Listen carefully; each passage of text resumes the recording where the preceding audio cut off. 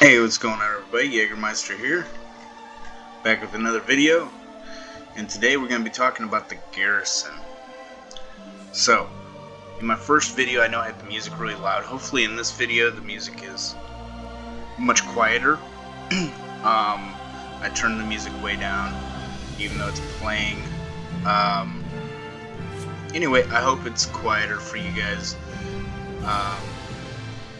Anyway, this is the Garrison that you can set up at level 20. It's pretty cool, and it takes a little bit of work, but it gives you amazing things. Unfortunately, you can't do the herb garden, so if you're an herbalist, sorry. But miners, you can set up a level, I believe, 2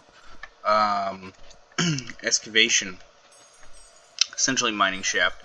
And you can also set up a level 1 and maybe a level 2, I'm pretty sure at least level 1 a fishing area. So you can come over here and you can fish actual fish up out of this pond, and I'll show you that here in a second. And you can see the fish moving around in there, right? So if you see, I can actually fish up fish from this pond if I want. I don't want any fish on me right now, but nevertheless, you can get caches. You can go down to this mining shaft. You can mine up nodes. They're just going to be in here, right? So that's cool. And then, you know, you go all the way through the shaft. Of course, I'm just giving an example to not take up too much time. And then also, you're going to be able to set up some buildings over here for your crafting. So the question becomes, what's your craft, right? You'll have a flight point here. Usually what I do is I set up a bank right here, and once you get to level 2, you can set up a guild bank if you have a guild bank, right? And then you set up your profession thing. So I'm an engineer, right? So I'm going to get engineering stuff, and then I'm also going to be able to make work orders for more engineering things. And then I'll do my daily craft of whatever, you know, you'll want to do your daily craft for your book, whatever your book is. Mine's engineering. So boom, I make my book once a day, and then I go over here and I talk to this guy. You need something? And he can sell me special crafts. Now here's a secret.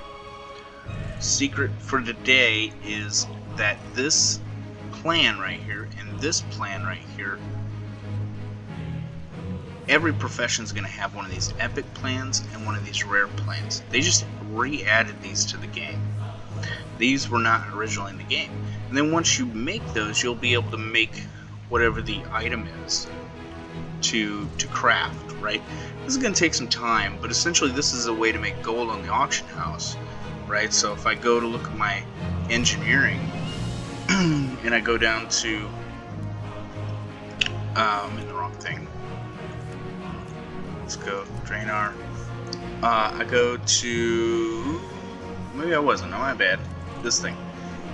I can make one of these, right?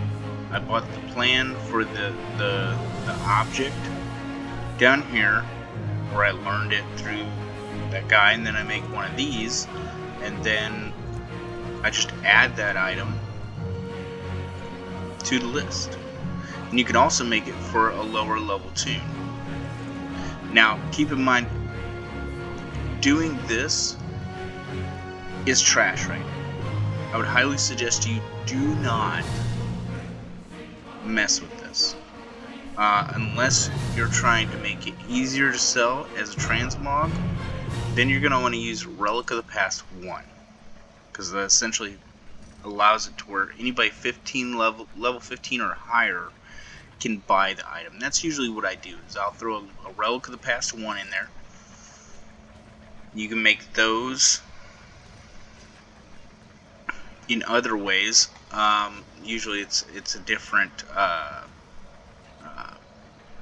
section of training. I don't think it's classic. I think it's I don't remember. maybe Northrend, Cataclysm, possibly, probably Cataclysm. But you'll be able, one of these will teach you. You can look it up. Relic of the Past 1. I think Kulturin will teach you Relics of the Past as well, but I don't know if they go down to 1. There should be. Wait, this is gonna bother me now. I gotta know.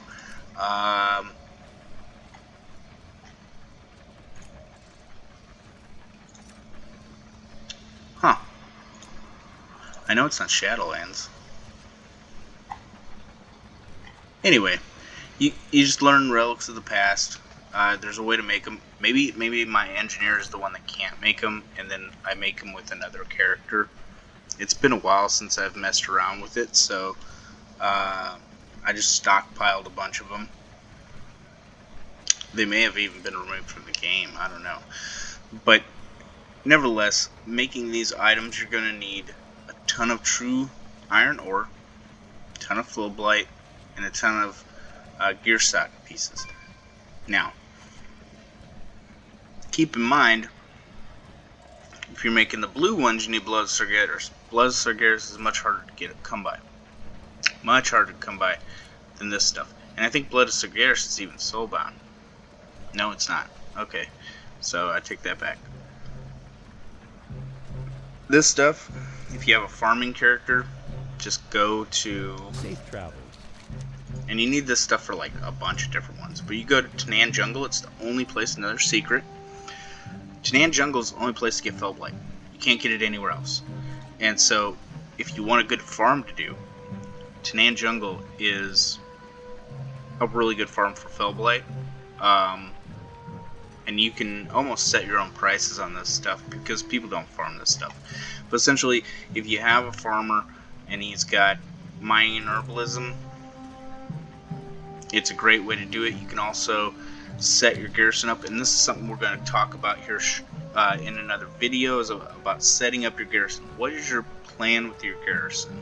So for me, my plan for my garrison is to make my twink the best he can be, and maybe make some profit while playing my twink, right? This zone right here, you rarely have to come out of this zone to get everything you need for your twink, because you've got your garrison right here, you've got a bunch of rare mobs you can farm throughout here, along with different ores and herbs if that's your profession.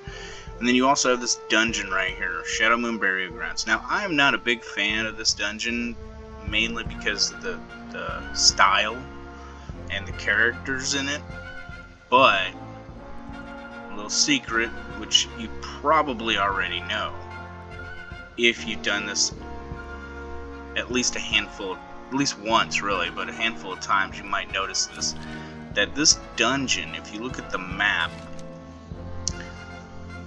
you come in here at the portal, you do your dungeon, right? You move on to the next area. You knock this guy out, right? Then you move on to the next area. You do this boss. Because it put you in this area, it'll automatically spawn a portal that will take you where? Back to the beginning. And so the nice part about this dungeon is you can run it, port it back, reset, run it, port it back, reset, run it, port it back, reset, and you could just keep doing that over and over again. Here comes another secret. When you solo a dungeon, you get drops from every boss. When you're in a group with at least one or more people, you share drops to the point where you might only get one drop a boss. So if you're able to solo this, and say you're on a rogue, or you're on a hunter, or you're on some way, you have some way of losing combat, i.e. my ring that I have on. I've got this ring that I spoke about before. You get this ring from right over here. Unfortunately, they've removed it from the game. Now, there may become a day where they put this ring back in, because people make a stink out of it. So if you want this ring back in, I would highly suggest going to the forums and making a stink about it, because that's the only way they're going to re-add this ring back into the game. It's called the Precious Bloodthorn Loop. Alright, essentially what it does is it makes you turn invisible for 10 seconds. It's a really powerful ring. You get on your mount if you're able to mount in the dungeon like you are up here in Gorogrond. If you like mount ones, the way to do this one is to run the dungeon and queue up on your way to the end of the dungeon. Once you're done, you hit the last boss. Your queue's usually either ready before then or it's ready then, and you just enter the dungeon. When you come back, it'll put you right back at the beginning. Boom, then you run the dungeon again after you queue up, and boom. That's the way to do that one. Or you can do the other one the way I was saying. Run it, port back. But what you can do is, you can just run straight to the boss, lose aggro, and then it's just you and the boss. Knock that boss out, move to the next one. Keep in mind that if you cannot defeat the first boss in Burial Grounds, Shaman Burial Grounds, you cannot progress. So it's really important that you're able to beat that boss. If you're trying to target a certain item, you can go to this little skull right here. You can go to the loot table and you can look, oh, I need this weapon. Let's see here, survival. Oh, I need this weapon. It's a great weapon. Always go for weapons first, mind you. If you're new to the game, go for weapons first. The weapon is that's your damage. There's very rarely that there's an issue where you don't go for the weapon first. Okay? But in a lot of cases, you want to go for the weapon first. By the way, if you're looking for my weapon right now, it's bugged and you can't get it. I know it sucks. That's my understanding. But if you are curious about where I got my weapon, where you can get it from, you need to go to Azeroth, Eastern Kingdoms, you need to go to Eastern Plaguelands, and you need to go into Stratholme. But you need to go into the undead side, or the living side, one or the other. Anyway,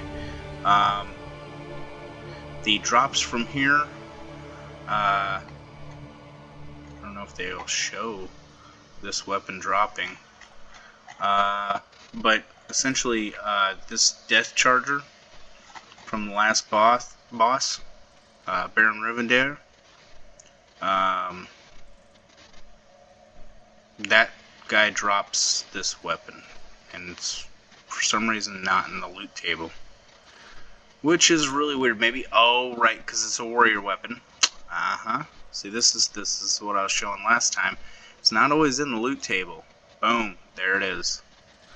Right, item level 87, comes with strength, stamina, versatility. Now a lot of you might be like, well, why aren't you using an agility weapon? I have an agility weapon. If I want to use one, I can. I got this one. And I put siphoning on it. It's not as good as lifesteal, but essentially I had this weapon before I had gotten lifesteal on it, and lifesteal procs very commonly. It's a really amazing enchant. Unfortunately, the way enchants are right now, it's a long story, but they don't work correctly at our level. So, who knows, maybe in the future they will fix that. Anyway, this video has gotten as long as it possibly can, so I want to give you a kind of outlook of my Garrison, kind of the way I have it set up. I've got my inn over here.